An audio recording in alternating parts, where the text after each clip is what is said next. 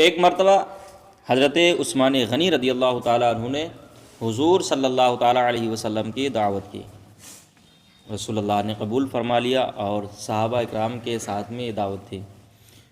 جب رسول اللہ صلی اللہ تعالیٰ علیہ وسلم دعوت کے لیے حضرت عثمان غنی کے گھر پر تشریف لیے جا رہے تھے صحابہ اکرام کے ساتھ میں، تو رسول اللہ آگے آگے، پیچھے پیچھے حضرت عثمان غنی اور تمام صحابہ اکرام۔ تو رسول اللہ صلی اللہ تعالیٰ علیہ وسلم کے قدم جتنے پڑ رہے تھے عثمان غنی کے گھر کی طرف، حضرت عثمان غنی ان قدموں کو گننا شروع کر دیتے ہیں۔ ایک قدم رکھتے ہیں، 1 2 رکھا، 2 3 رکھا، 3، اس طریقے سے جتنے قدم حضرت عثمان غنی کے گھر تک پڑے، ہر قدم کو حضرت عثمان غنی نے گنا۔ پھر میرے مصطفیٰ صلی اللہ تعالیٰ علیہ وسلم رسول نے فرمایا کہ اے عثمان، تم میرے قدموں کو کیوں گن رہے تھے؟ میرے قدموں کو کیوں گن رہے تھے؟ اس کے وجہ کیا ہے؟ اگر رسول اللہ صلی اللہ تعالیٰ علیہ وسلم نہ پہنچتے تو ہم اور آپ کو خبر کیسے ہوتی؟ کیونکہ رسول اللہ کا ہر کام اور صحابہ کا ہر کام امت کے لیے تھا، ہم اور آپ کے لیے تھا، تاکہ لوگوں کو پتہ چلے کہ حضرت عثمان غنی رسول اللہ سے کتنی محبت کرتے تھے اور رسول اللہ عثمان غنی سے کتنی محبت کرتے تھے، اور ہر محبت جو رسول اللہ سے محبت کرتا ہے اس کو رسول کی خاطر کیا کرنا چاہیے۔ اور پھر آگے دیکھنا کہ کس طریقے سے حضرت فاطمہ زہرا رضی اللہ تعالیٰ عنہ نے رسول اللہ کی جو ہے دعوت کی ہے، ٹھیک کس طریقے سے رسول اللہ کا استقبال کیا۔ جب رسول نے فرمایا کہ کیوں گن رہے تھے، تو حضرت عثمان غنی نے کہا یا رسول اللہ، میرے گھر تک جتنے بھی قدم آپ کے پڑے ہیں، ہر ایک قدم کو میں نے اس لیے گنا کہ ہر قدم کے بدلے میں ایک ایک غلام میں آزاد کر دوں گا۔ بولو سبحان اللہ۔ پہلے کے زمانے میں لوگ غلام رکھتے تھے، باندیاں رکھتے تھے، ٹھیک ہے، غلام یعنی جیسے آج کل جانور بکتے ہیں بازاروں میں، گھروں پہ بکری، بکرا، مرغی، مرغا، یہ ساری چیزیں بکتی ہیں نا، اس طریقے سے پہلے کے زمانے میں آدمی بازار میں بیچے جاتے تھے، آدمی بازار میں بیچے جاتے تھے، عورتیں بازار میں بیچی جاتی تھیں، ٹھیک ہے۔ تو ان عورتوں کو جو خرید لیتا تو اس کا وہ غلام ہو جاتا۔ جیسے کہ ہمیں کسی نے خرید لیا آپ میں سے، تو ہم غلام ہو گئے، تو اب ہم غلام ہیں، جو مرضی ہے آپ کی وہ ہمارے ساتھ میں کریں، جتنا کام چاہیں اتنا کام لیں، دل کرے کھانا دیں یا نہ دیں۔ اس طریقے سے لوگ غلام، اور آزاد وہ ہوتا تھا جو کسی کا غلام نہ ہو، جس کو کسی نے خریدا نہ ہو، جس کو کسی نے بیچا نہ ہو، خود اپنی مرضی سے اپنی زندگی جی رہا ہو۔ تو جتنے قدم رسول اللہ صلی اللہ تعالیٰ علیہ وسلم کے عثمان غنی کے گھر تک پڑے، تو رسول اللہ نے حضرت عثمان غنی نے ہر قدم کے بدلے میں غلام خرید کر کے انہیں آزاد کر دیا، جاؤ اپنی زندگی آرام سے سکون سے جیو جا کر کے، ٹھیک، جو بھی کماؤ وہ تمہارا ہے۔ کیونکہ جو غلام پہلے رکھتا تھا تو غلام کام کرنے جاتا تو اس کا جو پیسہ ملتا وہ پیسہ کس کا ہوتا؟ مالک کا۔ کس کا؟ مالک کا پیسہ ہوتا۔ جب وہ آزاد ہو گیا، کسی کا غلام نہیں، تو خود کمائے خود کھائے جا کر کے۔ تو اتنے غلاموں کو حضرت عثمان غنی نے آزاد کر دیا۔ دعوت ختم ہوئی، حضرت علی رضی اللہ تعالیٰ عنہ بھی اس دعوت میں شامل تھے۔ حضرت علی جب اپنے گھر پہنچے تو آپ کا چہرہ اترا ہوا تھا، حضرت علی کا چہرہ غمگین تھا، پریشانی تھی آپ کے چہرے کے اوپر۔ تو حضرت علی سے حضرت فاطمہ خاتون جنت، جو رسول اللہ صلی اللہ تعالیٰ علیہ وسلم کی لخت جگر پیاری بیٹی ہیں، جنتی عورتوں کے سردار حضرت فاطمہ زہرا رضی اللہ تعالیٰ عنہ، تو حضرت فاطمہ نے اپنے شوہر حضرت علی کے چہرے کو دیکھا کہ حضرت علی کا چہرہ غمگین، چہرے کے اوپر اداسی، مایوسی، تو پوچھ لیا کہ اے علی، آپ کا چہرہ اترا ہوا کیوں ہے؟ آپ کے چہرے کے اوپر مایوسی کیوں ہے؟ آپ کیوں پریشان ہیں؟ کیا وجہ ہے آپ کی پریشانی کی؟ تو حضرت علی نے کہا کیا بتاؤں، کاش میرے پاس میں بھی اتنی دولت ہوتی۔ آج عثمان غنی نے رسول اللہ کی ایسی دعوت کی ہے کہ ہر ایک قدم کے بدلے میں غلام کو آزاد کر دیا، کھانا بھی اچھا کھلایا اور غلام کو بھی آزاد کر دیا۔ کاش کہ ہمارے پاس میں بھی اتنی دولت ہوتی، مال ہوتا، تو ہم بھی صحابہ اکرام کی اور رسول اللہ کی دعوت کرتے اور ہم بھی غلام کو آزاد کرتے۔ یہ سوچ کر کے میرا جو ہے چہرہ اترا ہوا ہے، میں ٹینشن میں ہوں، مایوسی میرے چہرے کے اوپر ہے، کاش میرے پاس میں بھی اتنی دولت ہوتی۔ حضرت علی رضی اللہ تعالیٰ عنہ اور حضرت فاطمہ یہ اللہ کے ایسے مقبول بندے ہیں کہ دعا کر دیتے تو سونا آپ کے پاس میں آ جاتا۔ لیکن صرف و صرف لوگوں کو دکھانا ہے کہ فاطمہ رضی اللہ تعالی عنہا کا مقام اللہ رب العزت کی بارگاہ میں کتنا بلند ہے۔ جب یہ واقعہ پیش آیا، حضرت علی رضی اللہ تعالیٰ عنہ نے جب اتنا کہا تو حضرت فاطمہ نے کہا ٹھیک ہے، آپ بھی ابا جان کے پاس میں جائیں، رسول اللہ کے پاس میں جائیں اور دعوت کرائیں جا کر کے، اور اکیلے نہیں صحابہ اکرام کی بھی دعوت کرنا۔ تو حضرت علی کہنے لگے اے فاطمہ کیسی بات کرتی ہو، کھانے کے لیے کچھ بھی نہیں ہے، گھر میں پیسے بھی نہیں ہے، اناج بھی نہیں ہے، بکری کا گوشت بھی نہیں، یعنی گوشت کا بھی انتظام نہیں ہے، اور دعوت کس طریقے سے کریں، کیسے دعوت کر دیں، کیا کھلائیں گے؟ تو حضرت فاطمہ نے کہا آپ دعوت کر کے آئیے اور انشاءاللہ رب العزت انتظام ہو جائے گا۔ حضرت علی رضی اللہ تعالیٰ عنہ رسول کی بارگاہ میں پہنچے اور عرض کیا یا رسول اللہ آپ کی بھی دعوت ہمارے گھر پہ ہے اور دیگر صحابہ اکرام کی بھی دعوت ہمارے گھر پر ہے۔ رسول اللہ صلی اللہ تعالیٰ علیہ وسلم وقت مقررہ کے اوپر حضرت علی کے گھر کے اوپر تشریف لے کر کے گئے، صحابہ اکرام بھی ساتھ میں ہیں۔ جب حضرت علی کے گھر تشریف لے گئے تو حضرت فاطمہ نے استقبال کیا اپنے ابا حضور کا، صحابہ اکرام کا، اور بٹھایا پردے کے آڑ سے، بے پردگی نہیں پردے سے۔ حضرت فاطمہ نے بٹھانے کے بعد میں پھر مصلی کو اٹھایا، ایک جگہ اکیلی تنہا چلی گئیں اور مصلی کو بچھا دیا اور رب کی بارگاہ میں دعا کرنے لگیں یا اللہ آج فاطمہ نے تیرے محبوب کی دعوت کی ہے اور تیرے محبوب کے محبوبوں کی دعوت کی ہے، گھر میں کھانے کے لیے کچھ بھی نہیں ہے، یا اللہ آج فاطمہ کی لاج رکھ لے، آج کھانے کے لیے کچھ بھی نہیں، انتظام فرما دے، کھانے کا انتظام فرما دے، یا اللہ کھانے کے لیے کچھ بھی نہیں ہے پر تیرے محبوب کی دعوت کی ہے، یا اللہ انتظام فرما دے، اے پروردگار یا اللہ انتظام فرما دے۔ دعا کر رہے تھے فاطمہ مصلی پہ بیٹھ کر کے۔ اتنے میں آپ نے کیا دیکھا کہ چولہے کے اوپر جو ہانڈی آپ نے چڑھا رکھی تھی، اس ہانڈی کے اوپر جو آواز پکنے کی آنی شروع ہو جاتی ہے۔ حضرت فاطمہ گئیں، کیا دیکھا کہ پوری ہانڈی کھانے سے بھری ہوئی ہے۔ بولو سبحان اللہ۔ پہلے ہانڈی خالی تھی اور اب ہانڈی جو ہے کھانے سے بھری ہوئی ہے۔ حضرت فاطمہ نے کھانا کھلانا شروع کر دیا، رسول اللہ نے اور تمام صحابہ اکرام نے کھانا کھایا۔ کھانا کھاتے جا رہے تھے، چاہیے تو یہ تھا اور یہی حقیقت بھی ہے کہ اگر پتیلی میں یا بھگونے میں یا پتیلے میں کھانا بنا ہو تو اس میں سے جب نکالا جائے گا تو کھانا کم پڑتا ہے کہ نہیں کم پڑتا ہے؟ کم پڑتا ہے۔ تو حضرت فاطمہ کھانا کھلاتی جا رہی تھی، حضرت علی لے کر کے جا رہے تھے، رسول اللہ تناول فرما رہے تھے، تمام صحابہ اکرام کھا رہے تھے، لیکن کھانا ویسے کا ویسا ہی ہانڈی میں تھا، کھانا کم نہیں پڑ رہا تھا۔ سارے صحابہ اکرام نے کھایا، رسول اللہ صلی اللہ تعالیٰ علیہ وسلم نے کھانا تناول فرمایا۔ اس کے بعد میں رسول اللہ صلی اللہ تعالیٰ علیہ وسلم نے اپنے صحابہ سے پوچھا کہ اے صحابیوں، اے میرے دوستوں، بتاؤ کہ جو تم یہ کھانا کھا رہے ہو یہ کھانا کہاں سے آیا ہے؟ کیونکہ رسول اللہ صلی اللہ تعالیٰ علیہ وسلم سے کوئی بھی بات پوشیدہ نہیں ہے، اللہ کی عطا سے رسول اللہ صلی اللہ تعالیٰ علیہ وسلم ہر ایک بات کا علم رکھتے ہیں، ہر ایک چیز کی خبر رکھتے ہیں، ہر ایک چیز کے بارے میں جانتے ہیں۔ صحابہ اکرام سے جب اتنا پوچھا کہ اے میرے صحابیوں بتاؤ یہ کھانا جو تم کھا رہے تھے کھانا کہاں سے آیا؟ صحابہ نے عرض کیا یا رسول اللہ میرے ماں باپ آپ کے قدموں پہ قربان ہوں، یا رسول اللہ آپ ہی فرما دیجئے کہ یہ کھانا کہاں سے آیا، ہمیں اس کا علم نہیں، ہم نہیں جانتے ہیں، آپ ہی فرما دیجئے کھانا کہاں سے آیا۔ تو مصطفیٰ کریم صلی اللہ تعالیٰ علیہ وسلم نے ارشاد فرمایا کہ اے صحابیوں جو تم یہ کھانا کھا رہے تھے یہ کھانا دنیا کا نہیں ہے بلکہ یہ کھانا جنت سے میری فاطمہ کی وجہ سے آیا ہوا ہے۔ بولو سبحان اللہ۔ یہ جو تم کھانا کھا رہے ہو یہ جنتی کھانا ہے، فاطمہ نے دعا کی، فاطمہ کی دعا کی وجہ سے اللہ نے یہ جنت سے کھانا بھیجا ہے۔ تمام صحابہ یہ خبر سن کر کے بہت خوش ہوتے ہیں، بہت خوش ہوئے۔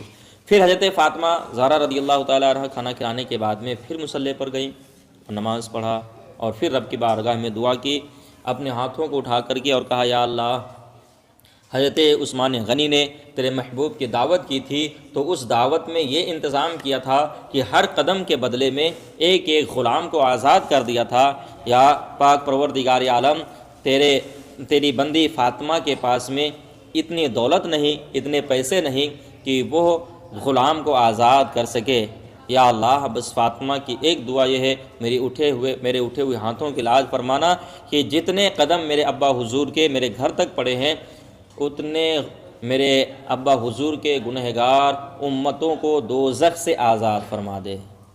کتنی اچھی دعا کر رہی ہیں، یا اللہ جتنے قدم رسول اللہ کے میرے گھر تک پڑے ہیں اتنے قدم کے بدلے میں، ہر ایک قدم کے بدلے میں میرے ابا حضور کے جو گنہگار امتی ہیں جہنم میں جائیں گے، یا اللہ انہیں جہنم سے آزاد فرما دے، یا اللہ انہیں جہنم سے آزاد فرما دے، یا اللہ تیری فاطمہ آج رو رو کر کے تیری بارگاہ میں دعا کر رہی ہے، فاطمہ کے اٹھے ہوئے ہاتھوں کی لاج فرمانا، اور خاتون جنت جو جنتی عورتوں کی سردارہ فاطمہ ہیں ان کی دعا رد ہو جائے، کیسے ہو سکتا ہے؟ جو رسول اللہ کی لخت جگر ہے، جن کے بارے میں رسول نے فرمایا فاطمہ میرے جگر کا ٹکڑا ہے، فاطمہ میرے جگر کا ٹکڑا ہے، اور دنیا پر جتنی عورتیں ہیں ساری عورتوں میں سب سے زیادہ رسول اللہ صلی اللہ تعالیٰ علیہ وسلم اگر کسی سے پیار کرتے، کسی سے محبت فرماتے تو وہ اپنی بیٹی حضرت فاطمہ سے کرتے تھے۔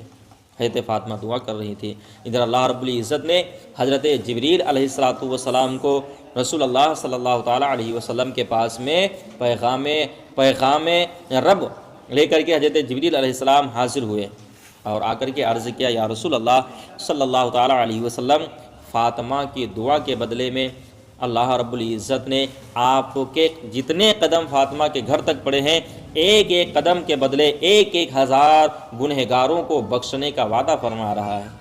بولو سبحان اللہ۔ ایک قدم کے بدلے میں 1000 گنہگاروں کو جہنم سے آزاد کرنے کا وعدہ اللہ رب العزت فرما رہا ہے۔ آپ اپنی بیٹی سے کہہ دیجئے کہ فاطمہ کی دعا اللہ نے قبول فرما لی ہے۔